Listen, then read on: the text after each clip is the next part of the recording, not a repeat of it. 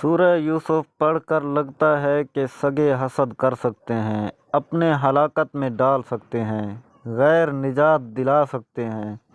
پارسا پر تہمت لگائی جا سکتی ہے، بلا جرم قید ہو سکتی ہے، غیبی مدد سے برات مل سکتی ہے، ظلم سہ کر عظیم منصب مل سکتا ہے، تقوی سے عزت کا حصول ہو سکتا ہے، عزیز جدا ہو سکتا ہے اور ہجر کاٹا جا سکتا ہے،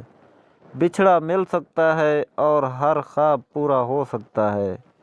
قرآن کی اس صورت میں کیا کشش ہے، کیسی جاذبیت ہے، کیسا دلکش اسلوب حسین بیان ہے، کیا فصاحت و بلاغت، کتنی تسلی، کتنا سبک ہے، کیسی نصیحتیں ہیں اور کس قدر قوی امیدیں ہیں۔ بے شک ہر مشکل کے ساتھ آسانی ہے۔